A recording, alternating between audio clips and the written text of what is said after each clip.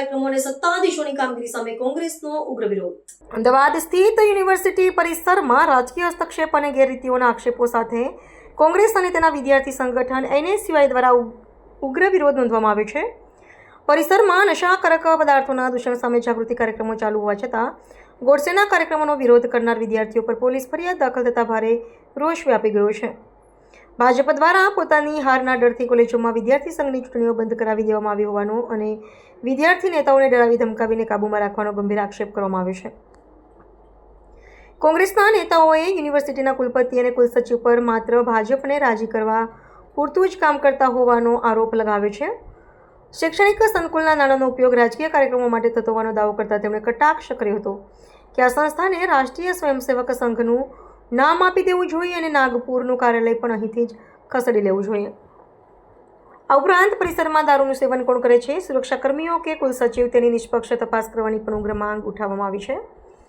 આ સમગ્ર વિવાદમાં વિદ્યાર્થીઓના પ્રવેશ રદ કરવા અંગેના પત્રો તાત્કાલિક પાછા ખેંચવા અને અગાઉ થયેલી ગેરકાયદેસર પ્રવૃત્તિઓ સામે કાયદેસરની કાર્યવાહી કરવા કોંગ્રેસે માંગ કરી છે.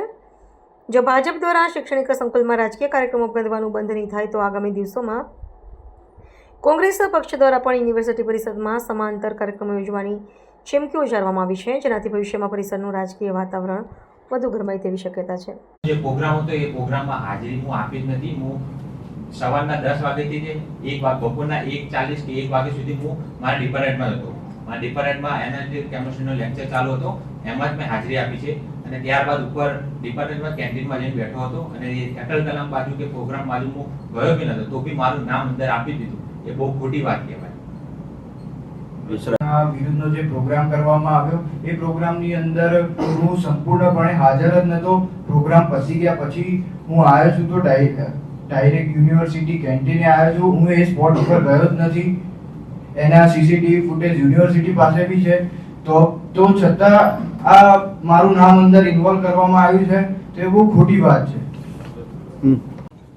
આજની પત્રકાર પરિષદમાં ઉપસ્થિત અમદાવાદ શહેરના પ્રમુખ કોંગ્રેસના સોનલબેન પટેલ, પ્રવક્તા પાર્થિવરાજસિંહ કઠવાડિયા, પ્રવક્તા હિરેનભાઈ, મહામંત્રી રાહિલભાઈ, વિકીભાઈ અને તમામ મિત્રો, આ ક્રોનોલોજી સમજવાની જરૂર છે કે શરૂઆત ક્યારથી થઈ.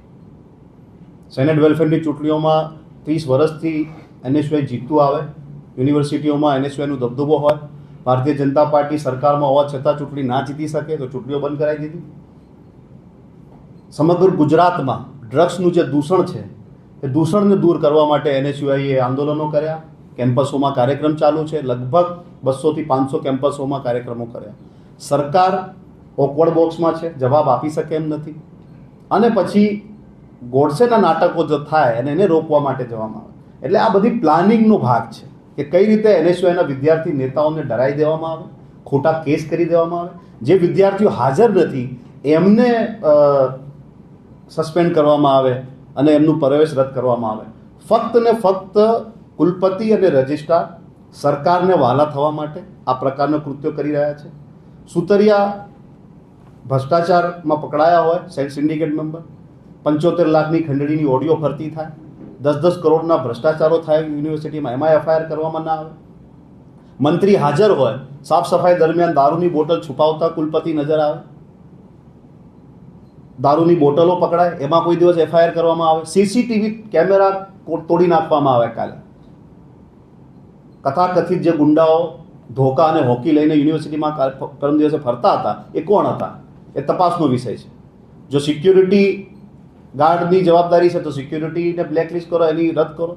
પોલીસની જવાબદારી છે તો પોલીસ જવાબ આપે, યુનિવર્સિટીની જવાબદારી છે તો યુનિવર્સિટી જવાબ આપે. Who is responsible person? મીડિયાના માધ્યમથી અમે સવાલ પૂછવા માંગીએ છીએ ગુજરાત રાજ્યના શિક્ષણ મંત્રીને અને કુલપતિને કે તમે કામ કરો, ગુજરાત યુનિવર્સિટીનું નામ બદલી RSS કાર્યાલય કરી નાખો, નાગપુરનું કાર્યાલય અહીંયા શિફ્ટ કરી નાખો. ખુલ્લેઆમ યુનિવર્સિટીના પૈસે, વિદ્યાર્થીઓના ફીના પૈસે આ પ્રકારના રાજકીય કાર્યક્રમો થાય અને કુલપતિ ABVP અને RSSના કાર્યક્રમ ખુલ્લેઆમ સમર્થન આપે, એમાં હાજરી આપે. એટલે રાજકીય અખાડો બનાવી દીધો છે. અને સાવરકરને વીર બનાવવા માટે, સ્થાપિત કરવા માટે સરદાર વલ્લભભાઈ પટેલનો નામનો ઉપયોગ કરે, બાબા સાહેબનું નામનો ઉપયોગ કરે. આજ સુધીમાં યુનિવર્સિટીના ઇતિહાસમાં એક પણ દિવસ બાબા સાહેબ આંબેડકરની જયંતિ બનાવવામાં આવી નથી યુનિવર્સિટી.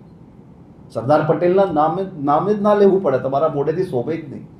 સરદાર વલ્લભભાઈ પટેલ કોંગ્રેસના 25 વર્ષ પ્રમુખ હતા ગુજરાતના, અમદાવાદ શહેરના પ્રથમ મેયર હતા, ને એ જ સરદાર વલ્લભભાઈ પટેલ જેણે આરએસએસને પ્રતિબંધ મૂક્યો છે. તો આવનાર દિવસોમાં યુનિવર્સિટી જો ખર્ચે આરએસએસના કાર્યક્રમો કરતી હોય તો કોંગ્રેસ પાર્ટી પણ હવે કાર્યક્રમ કરવા તૈયાર છે યુનિવર્સિટી કેમ્પસમાં. ગુજરાત યુનિવર્સિટી આરએસએસ અને એબીવીપી માટે હોલ બુક કરીને તમામ ખર્ચો ભોગવતી હોય તો હવે કોંગ્રેસના પણ કાર્યક્રમો કરવા પડશે. આવનાર દિવસોમાં સૌથી પહેલું તો અમારી ડિમાન્ડ છે શિક્ષણ મંત્રી અને કુલપતિને કે તમે આ જે નોટિસ તમે કાઢી છે એની પાછી ખેંચવામાં આવે, જે ભૂતકાળમાં જે ઘટનાઓ ઘટી છે એમાં એફઆઈઆર દાખલ કરવામાં આવે, જે ખોટી એફઆઈઆર કરવામાં આવી છે એ રદ કરવામાં આવે છે. અમે ફક્ત એટલું તમારા મીડિયાના માધ્યમથી સવાલ પૂછવા માંગીએ છીએ કે દારૂ કોણ પીવે છે યુનિવર્સિટી કેમ્પસમાં? સિક્યુરિટી ગાર્ડ પીવે છે, રજિસ્ટ્રાર પીવે છે, વાઇસ ચાન્સલર પીવે છે, કોણ પીવે છે? તપાસનો વિષય નથી. કોણ પીવે છે? કેમ દારૂની બોટલો પકડાય છે વારંવાર, ગાંજાના છોડ પકડાય વારંવાર, અને એમાં તમારે કોઈ એફઆઈઆર નહીં કરવાની? સીસીટીવી કેમેરા તોડી જાય, કોઈ પ્રોફેસરને ગુંડાઓ આવીને મારી જાય, એમાં એફઆઈઆર નહીં કરવાની? આ ફક્ત ને ફક્ત એનએસયુઆઈ અને વિદ્યાર્થી નેતાઓ જે છેલ્લા કેટલા સમયથી ડ્રગ્સના મુદ્દે આંદોલન કરી રહ્યા છે, ગોડસેનો નાટક કરવા નથી દેતા અને આરએસએસનું મોકળું મેદાન મળી જાય યુનિવર્સિટીમાં, એને ડરાવવાનો પ્રયાસ કરે છે. તો કોઈ દિવસ પણ કોંગ્રેસનો કાર્યકર કે એનએસયુઆઈનો કાર્યકર ડરવાનો નથી. અમે કોઈનાથી ડરવાના નથી. અમે સંવિધાન અને કાનૂન વ્યવસ્થામાં માનનારા લોકો છીએ. તો તમારી કોઈ પણ કેસ, કોઈ પણ એફઆઈ, કોઈ પણ આ પ્રકારની નોટિસ કે આ પ્રકારનો ડર તમે બતાવશો, આવનાર દિવસોમાં અમે વિદ્યાર્થી નેતા તરીકે, પૂર્વ સેનેટ મેમ્બર તરીકે, પૂર્વ એનએસયુઆઈના મહામંત્રી તરીકે યુનિવર્સિટીના સેનેટ, સિન્ડિકેટ, વેલફેર તમામ વિદ્યાર્થી નેતાઓને ભેગા કરીશું, ધરણા કરીશું, આંદોલન કરીશું, ઉપવાસ કરીશું, અને જે ભ્રષ્ટાચાર યુનિવર્સિટીમાં ચાલે છે, જે પોલમપોલ ચાલે છે, એને પણ ઉજાગર કરીશું. તો જો તમારામાં શરમ હોય તો કુલપતિ રાજીનામું આપે, કાં તો પછી તમામ જે ઘટનાઓ યુનિવર્સિટીમાં ઘટી છે ભૂતકાળમાં એના માટે એફઆઈઆર. ધન્યવાદ.